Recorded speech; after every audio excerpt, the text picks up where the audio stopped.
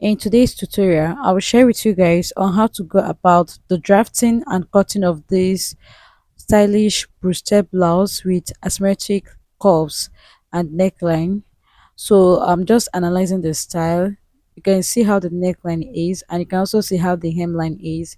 This is an asymmetric neckline and hem part. Okay, so if you want to know how to go about the drafting and cutting of this blouse, kindly keep on watching and let's dive into today's tutorial. I already drafted out my basic bodice line. I have my shoulder line, I have my bust point line, I have my under bust, I have my waistline and blouse length. Okay, so the first line was my shoulder line, second line was my bust point, the under bust line, which is 12 and a half, waistline is 15, and the full length of my blouse is 24 inch. Okay, so the next thing I want to do now is to come up from the bust point by 2 inch.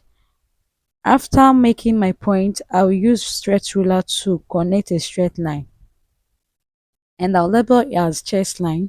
So at the shoulder line, I'll mark half of my shoulder measurement. I'll also repeat the same thing at the chest line. Then I'll use my ruler to connect the 2 points to give me a straight line. I'll also mark 3 inch for neck width. I'll come down by 1 inch for shoulder slope. Then I will connect a slant line from the neck width to my shoulder slope. After that, I'll use my curve rule to connect my armhole curve, just like this.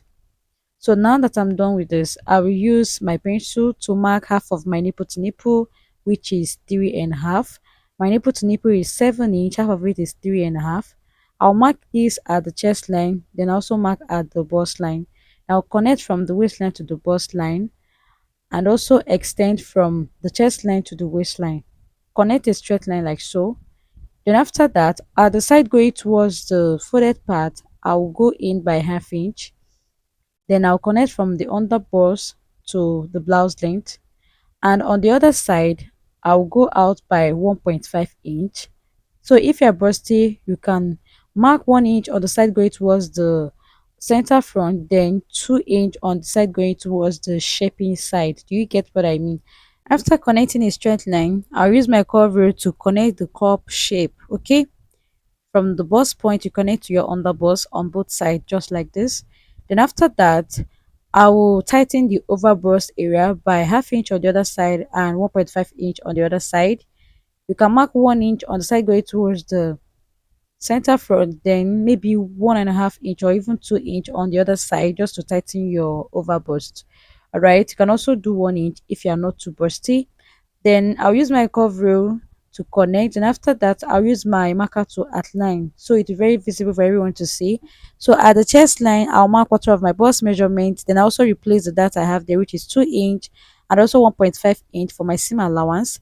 At the waistline, I'll mark quarter of my waist measurement minus 1 inch, okay, because I want a waist snatch. Then I replace that of 2 inch and also 1.5 inch seam allowance. At the blouse length, I'll mark quarter of the hip measurement plus the 1.5 inch for seam allowance and also replace that, okay. So I'll connect from the chest line to the waistline and also connect from the waistline to my blouse length, just like this. So once I'm done with that, I'll just go ahead and cut it out. Remember, I minused 1 inch from the waistline. This is for cinching, that is waist snatch. If you don't want waist snatch, you can just leave it like that. Okay, so from the bust point, I came down by 1.5 inch. This will serve as my bust dart. Okay, so the next thing I want to do is to achieve the asymmetric curve we have at the hem part. So I came up by 3.5 inch. You can also do 3 inch if you want. Then I'll place my curve rule like this. Then I'll connect from the that leg. I'll connect from that leg to this side. Just curve it like so. Then after connecting, I will also on the other side come in by 1.5 inch. This is for the seam allowance. Then I'll close up the dart and I'll connect from that point to the 1.5 inch. Okay, so I'll place my curve rule like so. Then from that point where I stopped or where I started curving, I'll just connect from there to the 1.5 inch of seam allowance. Okay, you just make your curve like so. So after making this curve, guys, you can see what I have here. Can you see? So the next thing I want to achieve is the neckline. So I want to just mark the center front. Okay, so you can see I've opened my pattern. So we are going to achieve the curve at the neckline. That is what we are going to do now. We're going to achieve the curve at the neckline. So from that center line, I came in by 3 inch, which served as the neck width, and from that point I also came out by half inch. Okay, then I also repeat the same thing here. I will go out by 3 inch for neck width, then also half inch on the other side, or you can mark 1 inch. Then from that point I came down by 6 inch, and I'm going to extend it towards the upper part, then connect towards the armhole side, just like this. Okay, so now I'm going to place my curve rule, then I will connect from this other side to that point. So you can see what we have here, and you can see how simple this is. All right, so I'll just use marker to outline, so it will be very visible for everyone to see. So after that, I'll have to extend the chest line with my marker like so. Then once I'm done with that, I'll just cut it out just like this. Then after cutting, you can see what I have here. I have exactly the neckline, as you can see. Then I want to again fold my pattern, then I will cut out the yoke. So I'll just first label as net yoke. If you want to add net, if you want to use net as yoke, just go ahead, cut it out like so, then also cut out the rest of the pattern. All right, just like this. The next thing you want to do is to close up your bust dart. Then after closing up your bust dart, just shape it.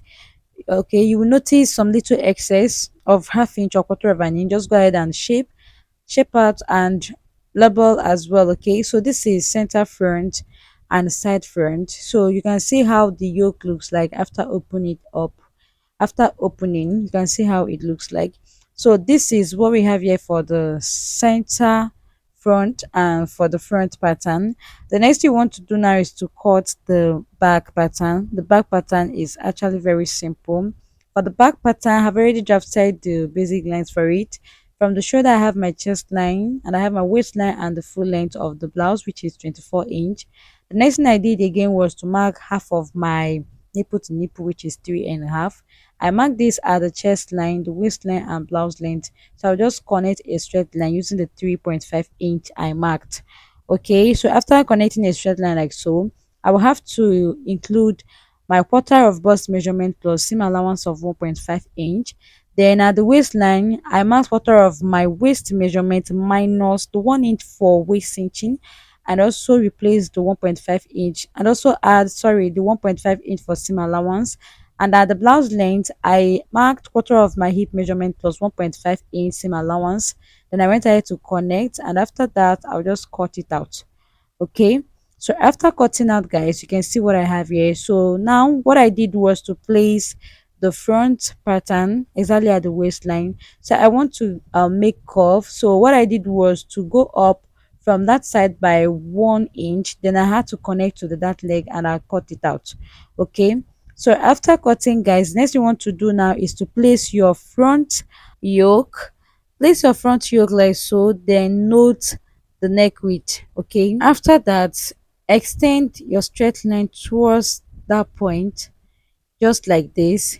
You can also choose a different neckline for the back. It depends on what you want. Okay, so if you don't want lacing bar, you can include zip allowance and add your zip after making your blouse. If you want lacing bar, you can also remove some inches, just like I did here. So if my pattern was to be on a fold, if I open it up, or after cutting this out, you find out I removed 7 inch because it's 3.5, and 3.5 should be on a foot. So after making those points here, this point means that it's a lacing bar. That is where I'll be attaching my loops, or that's where my loops will be sitting. So I'll just cut out the yoke because you want to have it separate, so you can also cut the net for the yoke. Okay, so thank you so much for watching. I'll see you guys in my next one. Don't forget to subscribe. Bye.